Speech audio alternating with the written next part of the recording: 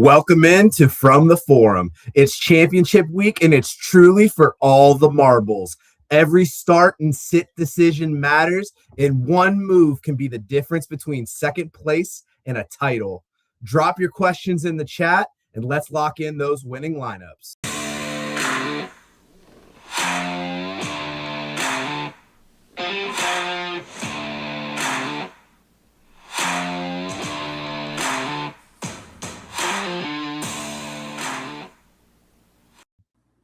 Ho, ho, ho! Merry Christmas. Happy holidays to all of our friends. My name is not Corey. You know me already. It is Joe Frick. My better half is not with me this evening. He is celebrating the holidays like a true friend should.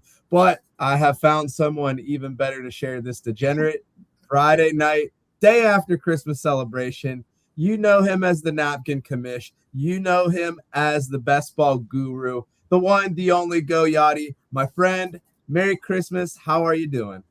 Oh, Merry Christmas, Joe. I am doing amazing this Christmas season. I hope everyone listening is too.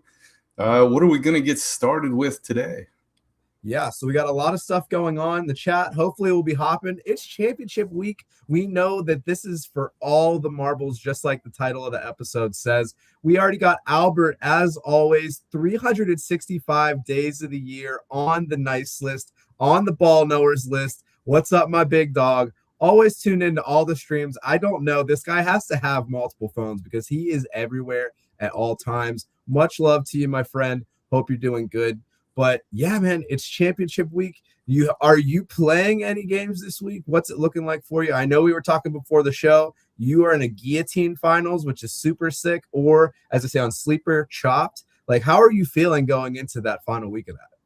Man, at this point, I'm just, holding on. I have, the best team that I've ever assembled. I have 9 of the top 10 ranked players. And at this point, it's just, how do I avoid losing the championship? Because I've got, this huge lead in the projections. And it's just which of these studs are, the studs that I can actually rely on in week 17. Because for some reason, players have huge variance in just single week games. And, I've been so far ahead of everyone this whole time. Like, how do I not have a letdown? Sure. So, yeah, I might lean on you for some advice tonight, Joe. We'll see. Hey, man, we'll do what we can. I got eliminated pretty early in the one guillotine league that we were both in together. I felt pretty good, but all it takes early on is just 1 week to have you fall through. And just like that, I was chopped. And I was super frustrated because I had been consistently scoring like high. I felt safe. My plan was to make it out of the first month of the season, not spending any money.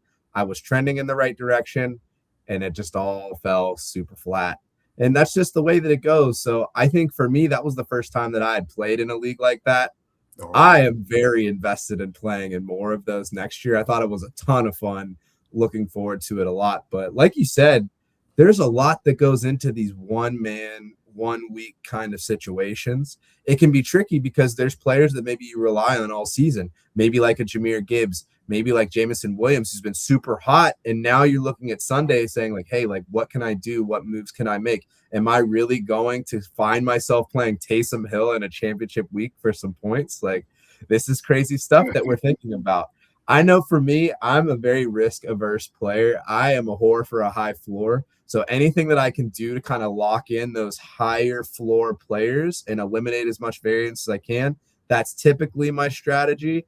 But at some point, it's all about lineup construction. How can you put yourself in a position to kind of score big, but if it flops, still do enough? Because, hey, I survived one team last week that got Puka, and I'm still in the championship. So you can have a slow start on Thursday and still be great. You can be in a tough spot on Thursday because somebody else does really well, and then the rest of their team can flop. So don't quit, stick with it, and we'll kind of go from there. So as we roll, and we'll get the chat rolling here in a little bit, I'm actually going to jump to our X account. We had asked some questions the other day. I don't know what your expertise is related to defense, but we had a question from Nico's Picks. They said they're trying to choose between 3 defenses. We've got the Saints versus the Titans. We had the Lions that already played versus the Vikings, Giants versus the Raiders. So we'll take out the Lions. Who do you like between the Saints and the Giants going into this week? Man, I'm tempted to take the Saints, but I'll take pretty much anyone against Vegas at this point. Vegas is putting up, less than 10 points a game for I don't know the second half of the season. So I mean, you're not going to get a ton of points against, barring Ashton Genty wake up game to do his Camara Week 17 6 touchdown dance. But man, I'd probably have to go against Vegas if I could. Yeah, I felt pretty good before. I feel like today changed the way that I feel about it, right? So going into today, there was a lot of news about what is turning into a tankathon between the Giants and the Exactly. Raiders. We saw what was a bit of a surprise with Brock Bowers going on IR for the rest of the season with that knee injury that's been bugging him since week 1. They should have just held him out at the start of the year and just let him heal, but they let him be stubborn, and it's kind of been a bit of a disappointment, especially you took him early in drafts like people probably did. Then it comes out that, hey, Max Crosby is frustrated because he wants to play this week, but he's banged up and they don't want him to. Now you're starting to see on the Giants side of the football, they might be sitting some players down. So it's going to be a pretty ugly game. I do like that pick.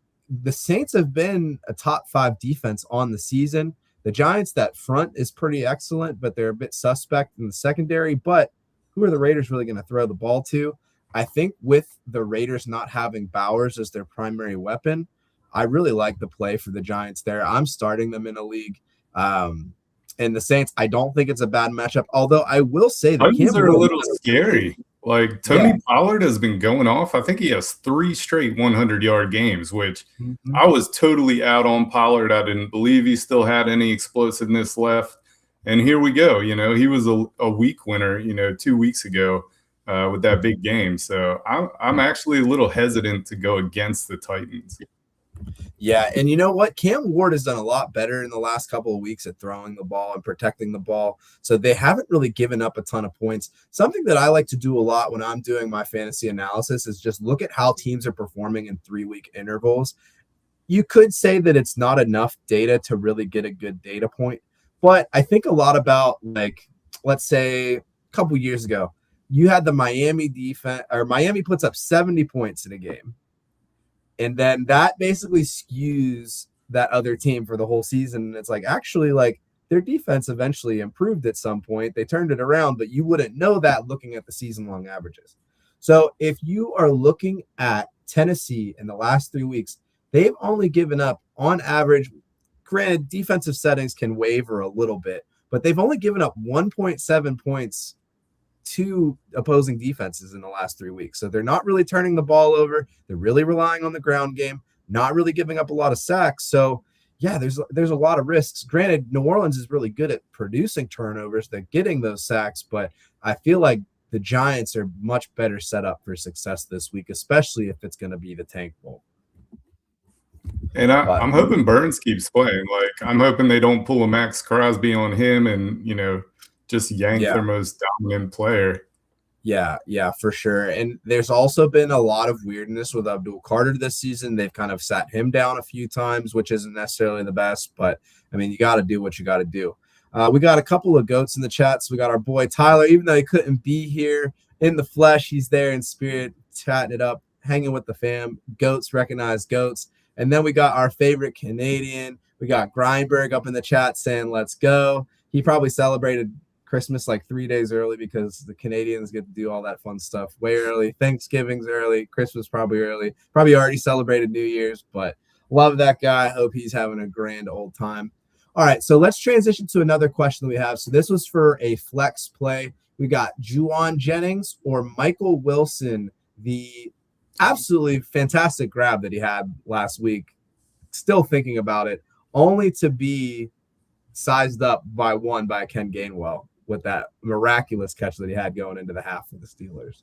So how are you feeling about those two? Whew. I'm leaning Jennings. I like the San Francisco offense a little bit more. I think Jacoby Brissett is great, and him coming in and just totally revitalizing the Arizona offense has been nothing short of impressive.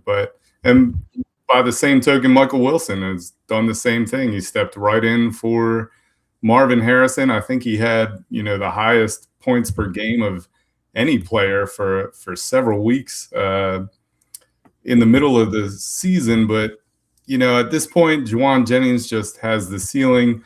Kittle might be out. Pearsall has been a no-show the entire season. I don't know who else they're going to throw to. And last I checked, Purdy was still throwing touchdowns. I think he had 5 last week. 5 last week. Yeah. So if only half of those go to Juwan, we're sitting pretty. No, yeah. It's interesting. Do you think Kittle plays with this like low, mid ankle sprain? Like, I feel like he's not very human. And I feel like he's going to want to play. They're already in the playoffs. I think like it would be smart for them for their like season goals to not let him, but I don't know if you can stop George Kittle. I don't know if you want to either. I mean, he's kind of a rhythm guy. He gets on a roll and then he just explodes. So, I mean, if he's healthy enough to play, I don't know that takes away from Jennings at all. I think it just helps take coverage away from him. If I'm being honest, Kittle is slightly more dangerous, but yeah, my preference when I heard low to mid ankle sprain, that told me it was actually a high ankle sprain, and he's probably going to miss a game. Yeah, it's kind of like that scene in Tommy Boy where it's just like, where does it hurt? It's like not so much here, not so much here, which is right here. Like he's probably like on the trainer's table, like doing that with his ankle, All right, so let's jump into this question from the chat. We got T-Rone Force 8199. Welcome to the show. I chose to start Tyler Shuck instead of Bo Nix. Nix ended up doing okay after the last second TD. Stacking Shuck with Olave and Juwan Johnson. I hope I made the right decision. So we got one bad mother Shucker out here, T-Rone. I don't hate the play. Looking back at the ranks that I had for the week, let me see here. So I had Bo Nix at 12. I have Tyler Shuck at 15.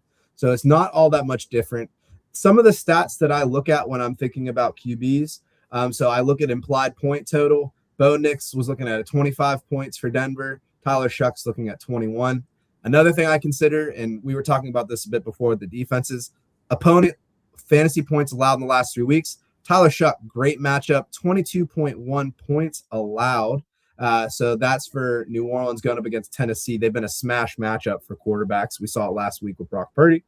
And then the other thing, and then Bo Nix, 13.7 points. So tougher matchup there. That TD definitely saved him there at the end. And then the last thing, so I subscribe to a website called fantasypointsdata.com. They provide a coverage matchup, which essentially says based on the coverage shells that they typically play on this defense, how does that quarterback perform from a fantasy points per drop back perspective? So both Bo Nix and Tyler Shuck seeing a positive kind of coverage matchup for them there. So from that perspective, I mean, knowing how good of a matchup it's been for Tennessee, I can totally see the reason for wanting to play him. I love the Olave play. He could be a playoff MVP. If you look at what he did last week, I talked about how I got saved from like the Pook apocalypse last week. It was mostly because of Chris Olave.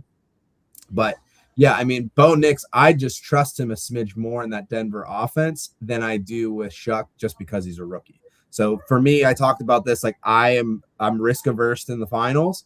You're going for the home run. I don't mind the play one bit. Goyati, any thoughts? Well, I mean, the Titans aren't exactly a scary defense. They have, some wild fumble recoveries for touchdowns that help them win games. But ultimately, I'm looking at this. This says it's a 39.5 over under on the game. Implies that New Orleans is going to score 21 points. If they score 21 points, they're all coming through Shuck, Olave, and Juwan Johnson. So, I mean, I don't hate it.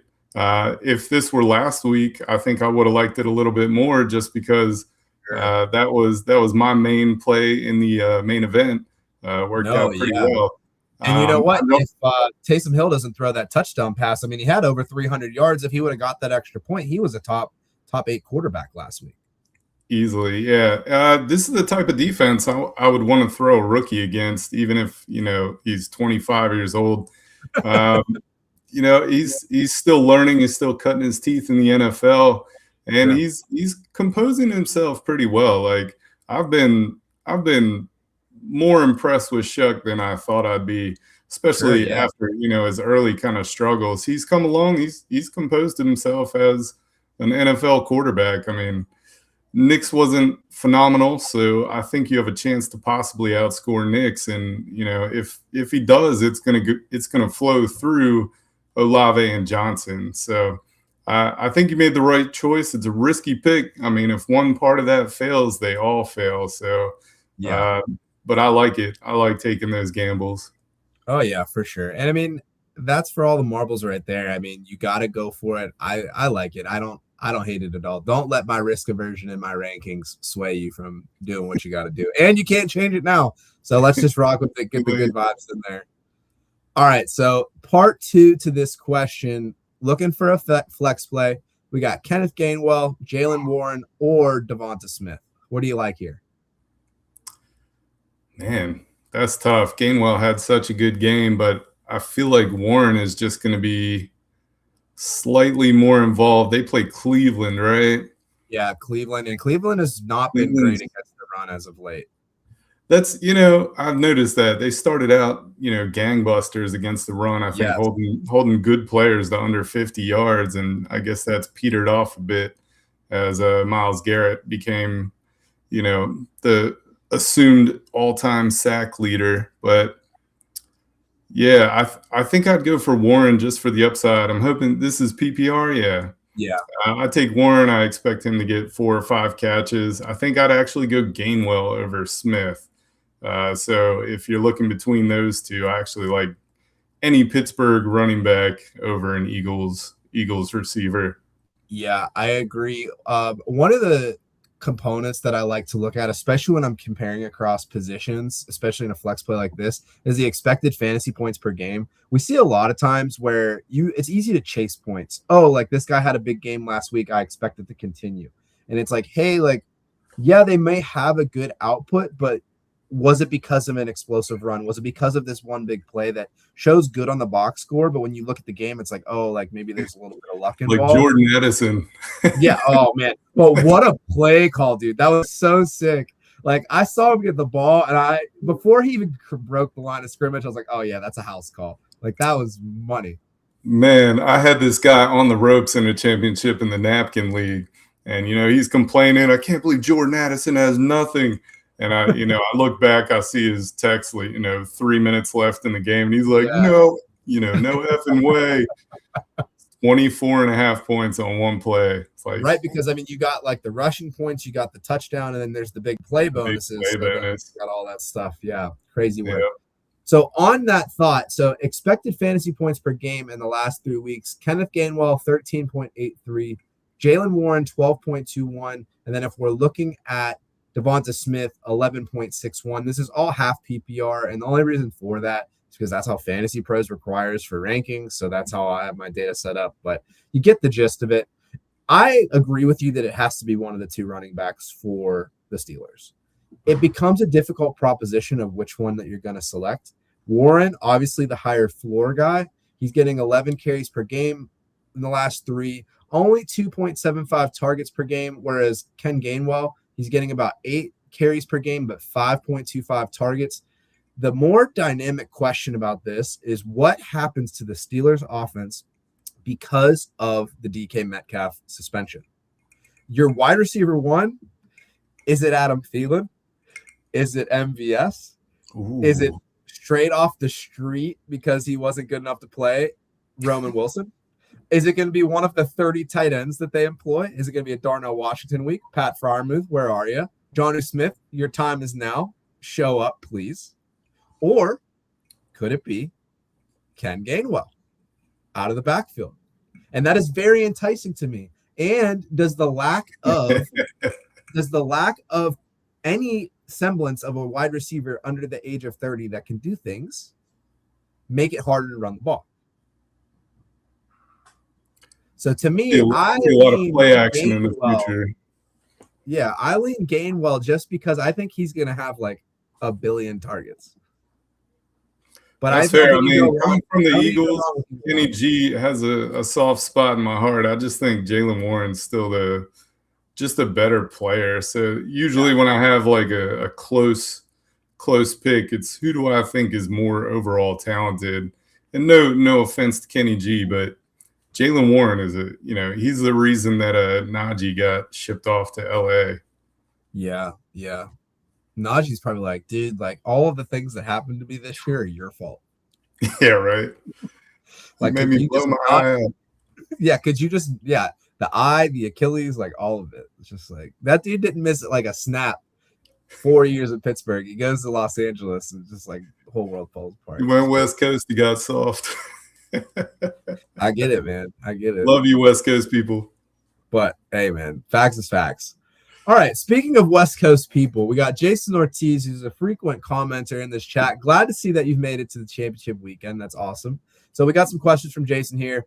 Start two in the running back room. Speaking of the West Coast, we got Kyron Williams. We've got Amari Hampton. We've got Michael Carter. Let's start with one. Who's your top dog out of the three? Man. My first thought was Kyron, but Blake Corum's just coming on. Blake Corum's coming on. They don't have the best matchup either. If you look at the Rams Monday Night Football, Michael Carter might be the one must start out of those three. Let's see. What's I'm look? Have they said anything more? Have they said anything more about Kamani Vidal? It looked like he might be out. If he is, that would change things for me, just because the only other real person that they have out there is Haskins. So it's like, do I think that they're going to rely on Haskins? But let me take a quick gander over at the Google and see. That's what I was trying to beat to it. Yeah, Hampton would be a near auto start. Oh yeah, I can't believe that Kyron has fallen so far. He had such a good start to the season. So it looks like he's listed as questionable for Saturday. They have nothing. Yeah, I don't see anything for him. He had a limited practice on Thursday, so I think Kamani Vidal does go. So that is out the window there. So I think I'm with you. I know that Kyron's had some tough sledding. I probably go Kyron and Michael Carter. Hampton, just the underlying metrics for him haven't looked great since he's been back from the injury. Carter has a pretty smash matchup. He's the lead dog. And then Kyron, I think that offense is just too good. Look at the implied point total, almost 30 points per game. He's averaged 15 per game in the last 3 weeks. And he's just getting more attempts, more targets, more everything else. So yeah, I'm good to rock with that. So there you go. Cincinnati isn't exactly the best run defense. That's a good place to go run the ball and call it 2 touchdowns on the ground in what could be a high-scoring affair. I mean, Arizona's offense isn't a slouch. Cincinnati is obviously great on occasion.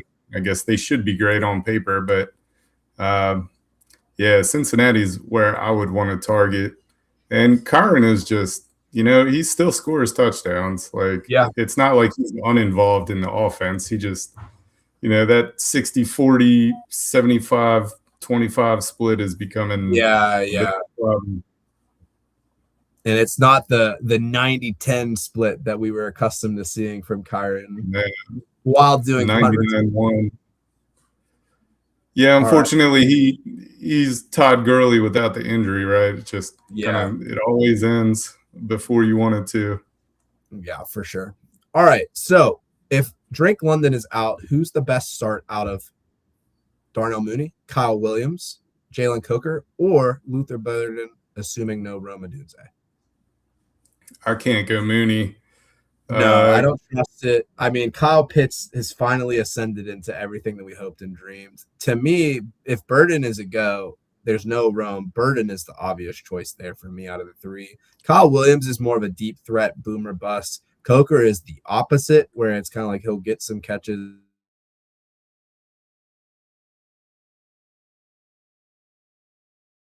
Leaves me with her.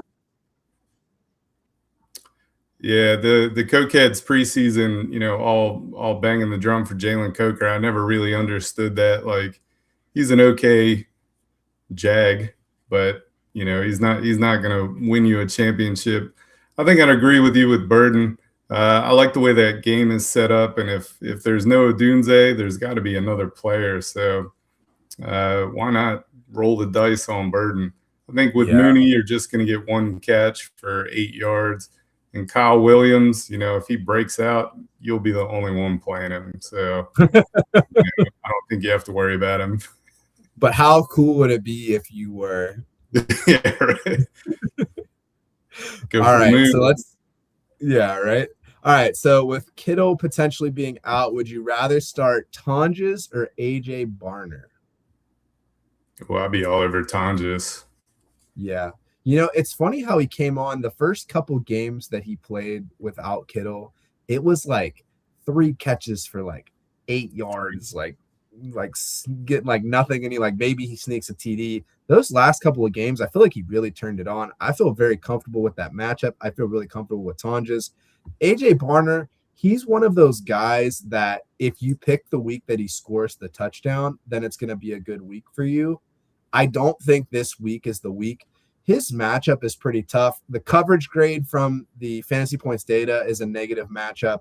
Additionally, if you look at the last 3 weeks, Carolina has only given up 4.8 points to tight ends in the last 3 weeks on average. So to me, it's like there's just no way that I'm rolling with Barner. They are getting throttled through the air. I think that JSN is going to have a big week. This may be like a good, like Rashid Shaheed put something on like an anytime touchdown kind of situation. I don't know, but can't bet in Ohio. So that's just me being able to say whatever I want.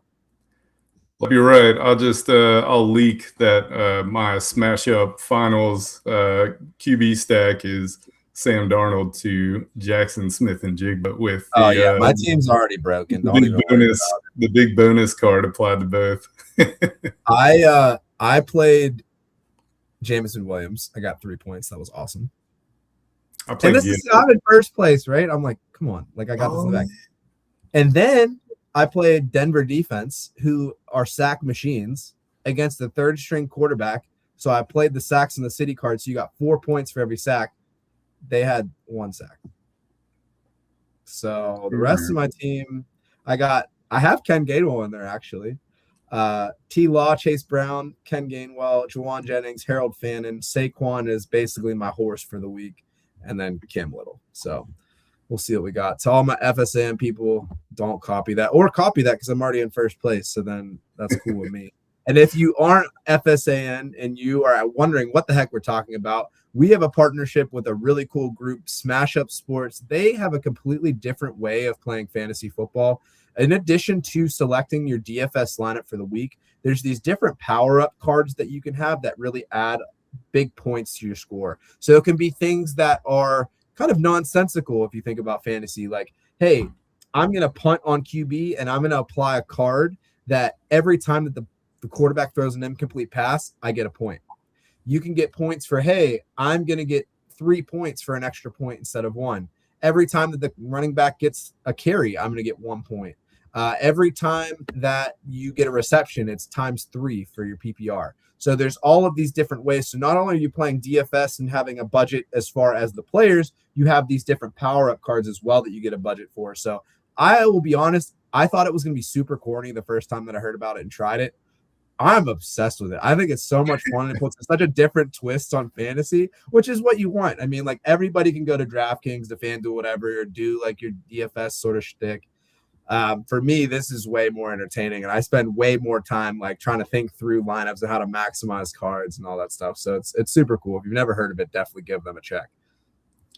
For sure. Yeah, that bruising bell cow card is one of my So good. go-tos. Yeah, so good. I'm pretty much every week. All right, so let's see. Best start. We're still looking at tight ends. Tyler Warren, Tonjes, Barner, Schultz. Waller and Meyer. Oh man, I'll give away my entire lineup. I'm starting Michael Mayer in the smash up finals. I just think there's no one left, so why not? But it'd be hard for me to. Oh man, Tyler Warren at the top of the deck. That's tough to go against. Yeah, I'm only still thing down with Tonjes, but I might go with Tyler Warren from Old Man Rivers. Yeah, the only thing that scares me about Tyler Warren, he's only averaged 3 points per game in the last three. He has a tough matchup, only giving up 4 points a game. So it just doesn't feel like a good matchup there for me. Mhm. Talent wise, obviously the best of the bunch. I think if I had to go number one, I'm probably rolling with Tonjes. If it's not going to be Tonjes, I think like the next tier is going to be like the Tyler Warren, the Schultz play. I like Mayer as like a DFS option. I have him ranked, I believe, like 16 on the week. I think that he could put together something. Waller obviously has the smash matchup, but I'm not going to trust a rookie sixth, fifth, whatever round pick that he was in my championship. And Darren Waller is just prone to getting hurt. Like there's just no way that I can do that. All right, let's move into running backs. So we got to start two. We've got, looks like this is actually flex. Rico Dowdle, Tony Pollard, Estime, Shakir, Burden, Kyle Williams. I think you got to start Pollard to start that off. Does Estime have the RB1 gig in New Orleans? Is that He official? does, but like he's not really doing it. Like I honestly think that Taysom Hill ends up having more carries than him. I wasn't really too impressed with what Estimate did last week. I can give a peek and just give you the stat line. Let me see Man, here. everyone likes Kyle Williams, huh? This is actually the same guy. Oh. So last week, game log. He had 5 attempts last week against the Jets, who are putrid running the ball. So to me, like you can't play Estimate even if he has a great matchup. There's just no way. Let's look at what Pollard did. You definitely said he's been on a heater. He has. He's got the Chargers this week though, no, I'm sorry. I was looking at Woody Marks. So games. Yeah, 3 straight games of 100. He put up 100 against Kansas City last week, which is pretty impressive.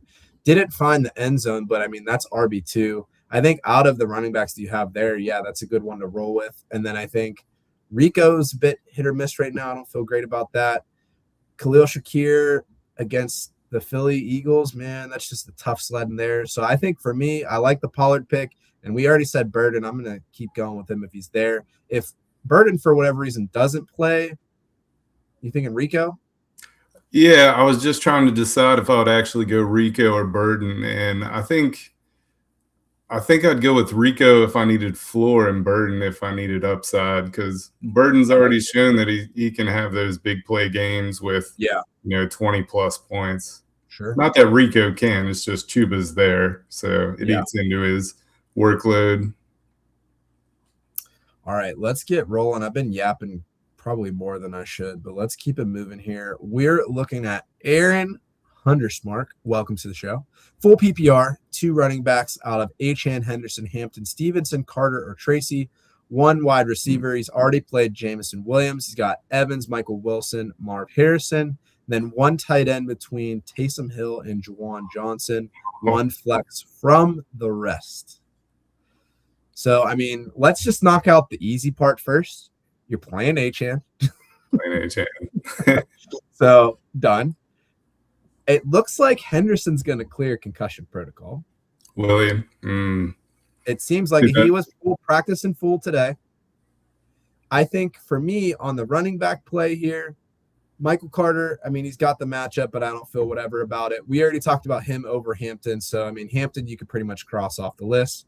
Tyrone Tracy in the tank pool, I don't feel great about that either. So to me, the play is if Henderson is in, you play Henderson. If Henderson is out, Stevenson's in for a monster workload. So you have basically the handcuff that you want right there. So that plays in really well, I think, for you. So I think running back, would you say that we're good there?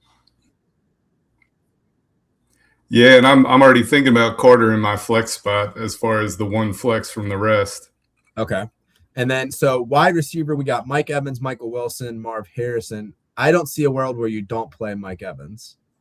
Yeah, you got to start him, especially if both Wilson and Harrison are playing for Arizona. Yeah, and I think it's going to be a tough thing, right? Where if you look at Cincinnati, they've been getting throttled from the tight end position. And if Harrison doesn't play, than what's his name? It just slipped my brain. Bengals Training quarterback. Oh, He's been absolutely fantastic. DJ Turner. TJ Turner's been having a fantastic season, been locking people up. So if Marv plays, Marv becomes useless because Turner's going to shadow him. And then Michael Wilson becomes third in targets. Everybody's talking about, oh, well, look, Michael Wilson still scored last week. He had 3 targets, and he didn't even know that he caught the pass that was a touchdown. So he was right. one drop ball away from a dud week. There's no way that if Marv is in the lineup that you can play Michael Wilson, and I will stand on that. If Michael Wilson is by himself and Marv is not playing, then he's going to get locked up by DJ Turner. So I think that Michael Wilson is a grenade waiting to happen this week in fantasy championships. And I say that as someone who might have to play him because I have a team that's decimated by injury. I'm not looking forward to it. But we play to win the game, and we got to do what we got to do. All right. Tight ends. Which Saints tight end puts up more points for us this week? Taysom Hill, Juwan Johnson. I don't know if I can go back to the well for Hill. I felt really confident in it for last week, but I think I'd go Juwan Johnson this week. Yeah. I feel like what you were saying before resonated a lot with me, where you're like, hey, like if you need the floor, you go here. If you need the boom, you go here. Johnson is the obvious floor play. You talked about how we think that if the Saints are implied 21, that they're going to be throwing the ball doing it. Juwan Johnson has a great chance of being a recipient of that, so I like the play. Taysom Hill is kind of that wild card. You need maybe a big game. He could be that, but he could give you nothing. So I would probably play Juwan Johnson. I'm a risk-averse player. We've talked about that numerous times today, but I get the urge and the itch to want to play Hill. I just think it's too sexy, too cute of a move for me. He could have 0.7 points. He could go negative. He could throw one pass, get intercepted, and get hurt. Like, who knows? All right, so I think we got it covered. And then you said that we would play Carter as the flex. I'm good with that too. Yeah, I'd be fine with Tracy too. I mean, I don't know that there's going to be a huge difference. Yeah, I think I just like the matchup for Carter a bit better, and I just don't like what the Giants offense, now that they're not letting Jackson Dart run the ball. It's just ugly, man. I don't feel great about it at all. Yeah, Dayball was really working magic with Jackson Dart, and it's funny how those things change when you get rid of a coach. Yeah, for sure. All right, so we got Dave Flynn in the chat. Welcome to the show. Hey, dudes, need some lineup advice. Pickens and Sutton went at the wide receiver spots. For me, they got 18. I'm in the finals, projected to lose 136 to 110. Need some lineup help. I'll list the rest of the lineup with bench, full PPR. So let's take a look at that. We've got Brissett, Pickens. Then we have a wide receiver 2 was, what's his name? It's Cortland Sutton. We've got Cook, Henry, Pitts. Flex is open. So we've got Michael Wilson available. And then we got Pinero, Bucks defense. We got BTJ, Taysom Hill, Dowdle, Adam Thielen, Tyler Warren changes. Whew. Man, that's tough sledding. I mean, the good news is that you got James Cook, who already has 1,400 yards this year. And then you have Derrick Henry, who is going to have to carry Baltimore over the Packers, even though it's not a great matchup against the Packers. So you have that. Kyle Pitts has been on a heater, so you're not dead yet. Who cares about projections? Throw that out the window. Now, I just went on this rant about Michael Wilson, and now I don't feel great about him this week. But looking at our options here, I don't know. He might be the best option unless you're going to say, hey, BTJ has the matchup. He could be the boom. You've only needed him for one Lawrence might be on fire. This could be the week. You know, I would play BTJ. I think I have him ranked as like wide receiver. Let me see. I'll tell you right now. So I have him ranked as wide receiver 28 this week. And actually, no, I have him at 27. Against Indy, who's been struggling. You said Trevor Lawrence has been on a heater. Put BTJ. He only had 3 targets last week against Denver, but he was matched up against Surtain. Great cornerback. It is what it is. But yeah, I mean, I think if you're going for the play, it's not Michael Wilson. It's going to be BTJ. Now, this Bucks defense, I don't know if I feel so great about the Bucks defense in this spot. So that would be something that I would be considering. They're going up against Miami. I get that you have Quinn Ewers back there, but they've kind of been a mess. They've just like not been good as of late. They have not had a top 10 performance since week 8 against New Orleans, and that's because they had a defensive touchdown. They were the top team in the league. So I would be looking for another defense as well. I would see if the Giants are available in the Tank Fest. I don't know if maybe the Saints are sitting out there against Tennessee. But yeah, I don't feel great about the Tampa Bay. I have them as 11th this week, but I would try to see if I could pivot off them. Eddie Pinheiro, solid spot from the kicker play. I think that let's take a look. Could be a really crazy way to pick up points. Eddie P against kickers. So San Francisco is going up against Chicago. Chicago's only given up 5.7 points to kickers in the last 3 weeks. I would look for another kicker. I know we've been talking a lot of smack about the Tank Bowl. The Giants have been giving up, the Giants have been giving up almost 12 points a game to kickers. So you could look at Carlson. We know that the Raiders probably aren't going to score touchdowns. What's that mean? Probably kicking field goals. You could also look at Cam Little. Cam Little has the best matchup against Indy for points. They've given up 13 points in the last 3 weeks to kickers. So I know that Pinheiro has been like solid. I would be looking to swing for the fences there too. So those would be the two changes that I have. Let me throw a cheap option out for you. Yeah. What do you think of Chad Ryland?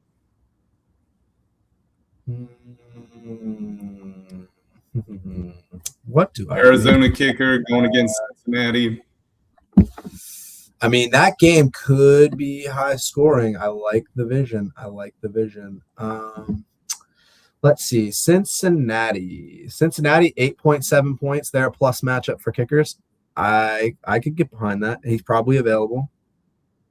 It also goes as a little bit of insurance. I would put Ryland above what's his name? Carlson. The Cam Little would be my top pick for the week. Get that 70-yard field goal. How sick would that be? So sick. That's sick in the preseason. I think we were all at the Hall of Fame when that happened, right? Yeah. And, bam. But you never see so many nerds crowd around the TV when a kicker nails a 70-yarder.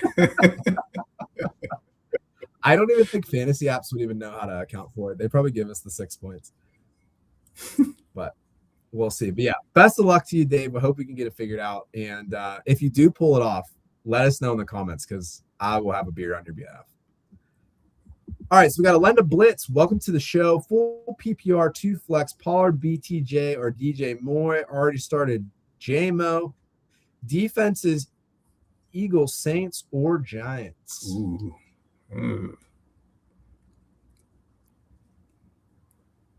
I don't hate the Eagles in this case. Burden is playing. I mean, DJ Moore. Eagles against the Bills. I don't have the cojones to play the Bills. Sometimes those high-scoring games result in just a lot of turnovers, a lot of crazy plays. You never know. I don't know. I think I'm still Saints. That's too scary for me. Yeah, let's see. So I have the Giants over the Saints just because Tennessee really hasn't been turning the ball over. So the Giants would go 1 for me. I would say Saints 2. Eagles, I have them ranked at 21, but I don't see a world where I would play them. As far as your double flex, you are trying to make up a little bit of points from JMO, but I mean, it is what it is. We talked about Pollard being able to move the ball a decent bit. So 100 yards there. I think it gives you the floor play. I think DJ Moore, he's looked good the last couple weeks. Brian Thomas, I know we talked about it, could be the ultimate boom week for him, but I don't know, man. I just haven't seen it from him this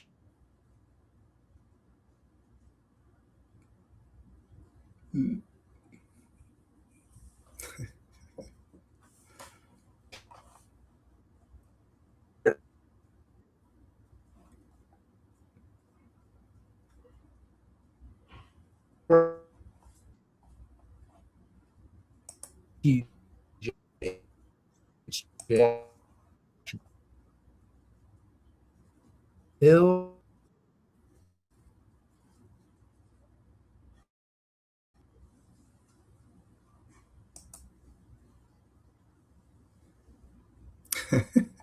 It's just me. Do I get to take over now?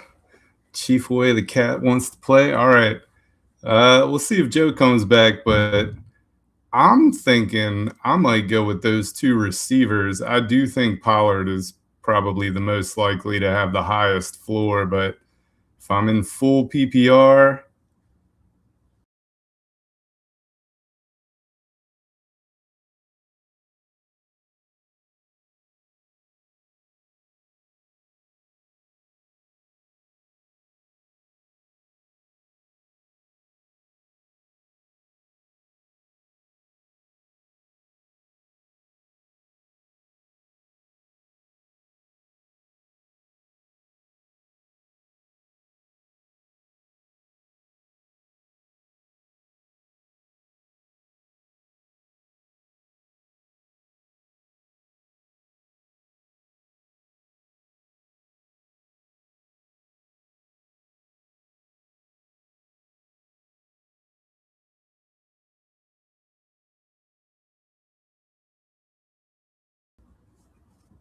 All right, I think we've got everybody back now.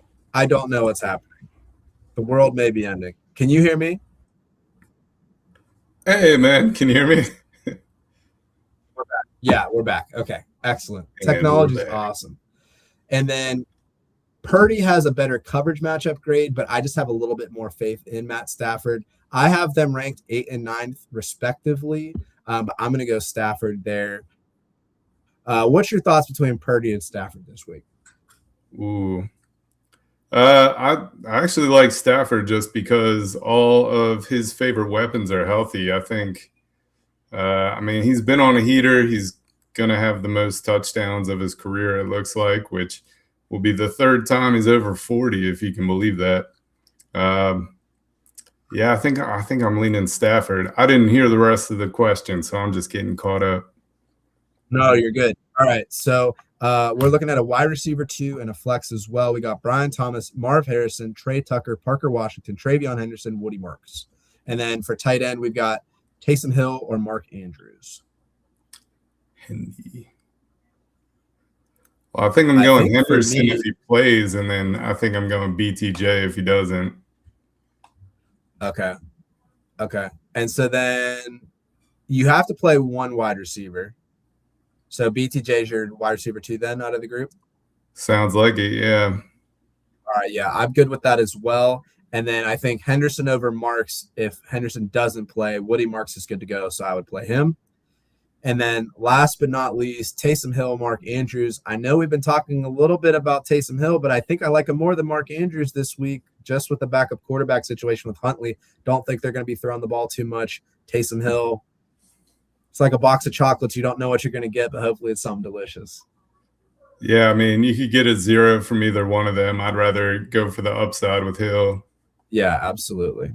All right, so circling back to Dave Flynn's question. So just some other defense options that he has: Giants, Chargers, Bills, San Francisco. That's pretty much it. For me, it's going to be the Giants. I have them actually ranked as my defense 3 on the week. Yeah, who do the Chargers play? So Chargers are going up against Houston. Houston.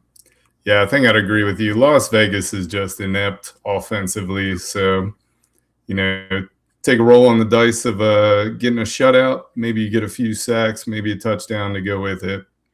Yeah, and I mean San Francisco against the Bears, I don't feel great about that. You have the Bills going up against the Eagles. I think that Saquon's going to run all over them. Chargers, I mean, I get the vision. They don't really have that tough of a matchup. You could see CJ Stroud get a lot of sacks, but I think the Giants have the best play there. So good deal.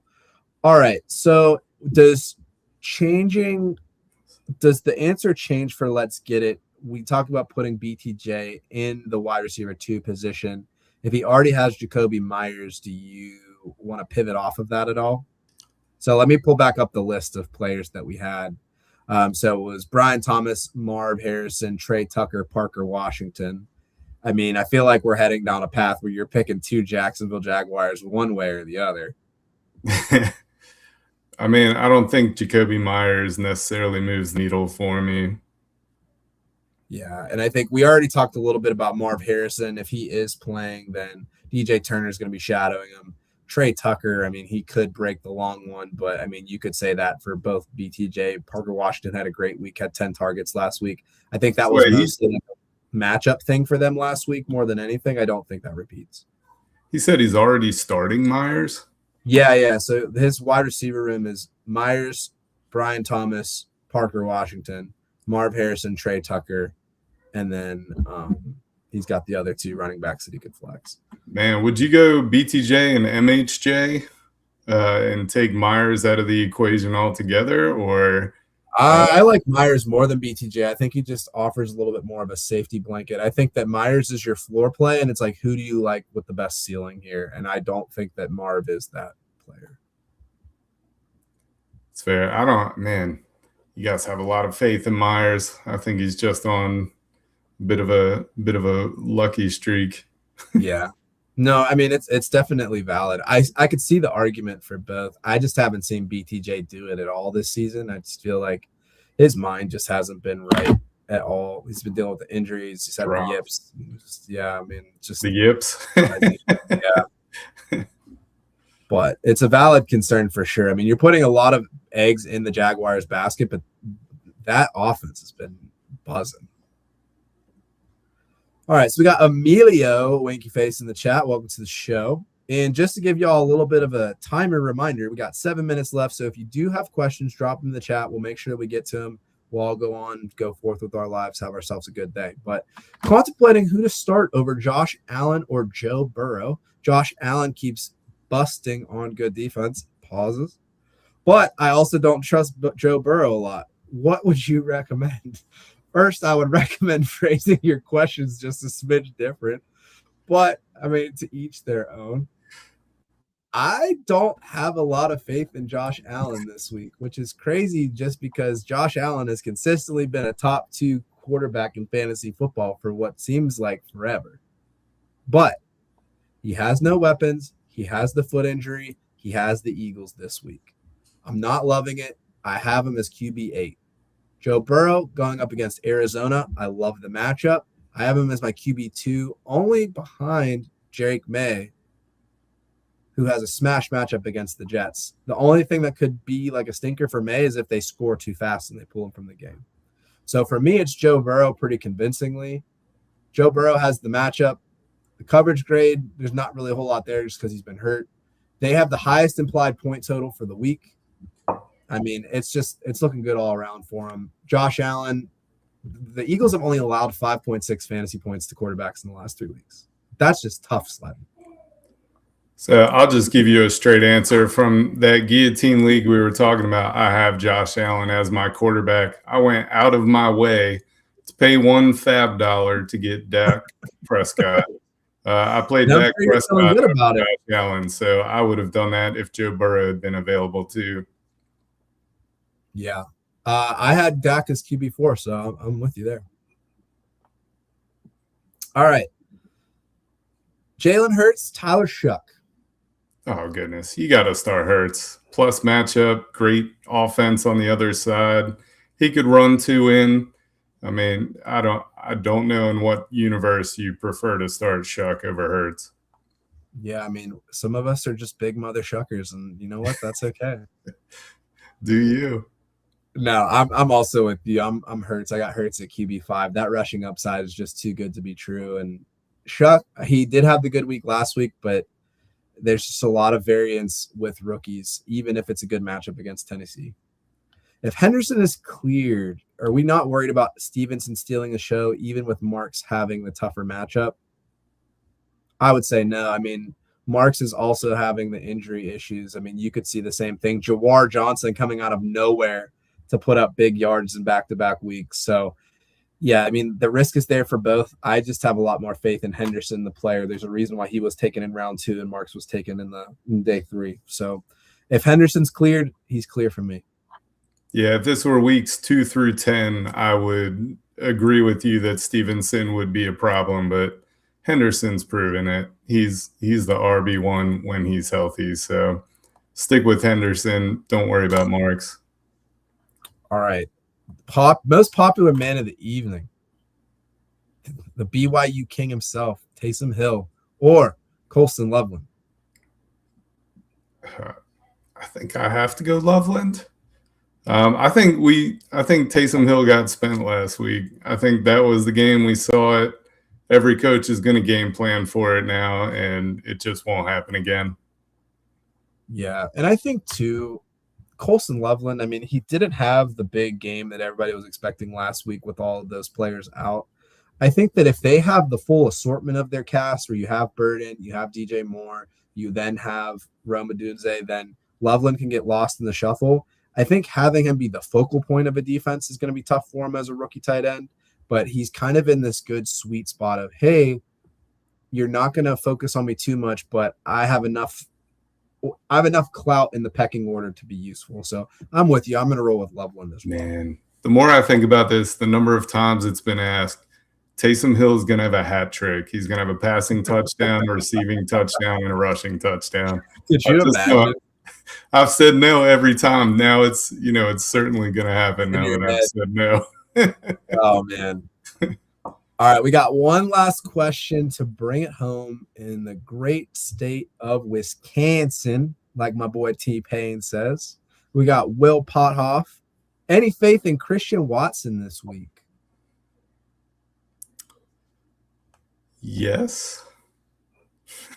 Do you think Malik Willis can do enough to move the chains and make things happen? I think that Willis's upside from like a fantasy perspective is more from him running the ball than throwing it. I don't have a lot of faith in any of the Green Bay Packers wide receivers, to be honest with you. So I would say right hand up, that's going to be a no for me. I think if you need one big play for a touchdown and that's all you need, you have a 20-80 chance of getting it from Christian Watson. I do have a little bit of faith, like a teensy bit, but hey, that's all you need, the faith of a mustard seed, man. So, all right, there we go. All right, folks, so before we wrap up tonight, we had Go Yachty come in as a last-minute guest spot, so I just wanted to give him an opportunity to tell folks where we can find him on the internet universe, because he's always dropping great fantasy content. So Mr. Go Yachty, Dr. Go Yachty, where can the people find your stuff? Yeah, y'all can find me on FSAN, but if you're looking to chat me up on X, you can catch me at FF Knowledge spelled NOLLIJ. So yeah, hit me up, ask me a question. I'll give you my most honest response that I can. Yeah, dude is very much underselling himself because he's a gentleman, but absolute ball knower. Does a lot of great work from like a charity perspective for our troops with the napkin. So cheers to you on another great and successful season for that. Always pumping out articles throughout the week. We got our cheapskate plays and all these other good things. So make sure you give him a follow. Make sure you check out all the stuff that he does, because it's a lot of great work. He will be here probably more times in the future, because we're always looking for more ball knowers. And we will also be here week 18 for all you degenerative sickos who just can't get enough and have to have that one last dopamine rush before we get into the playoff season. This is From the Forum. You can find us every Friday, 10 p.m. Eastern, 9 p.m. Central. It's been a pleasure chatting with y'all this week. Best of luck in your championships, and we look forward to hearing all about it in next week's show. Y'all so long, take care, and we'll see you next time. We are here. FantasySportsAdvice.com, offering the best fantasy sports social media platform. Why join endless Discord communities or the trolls of Reddit?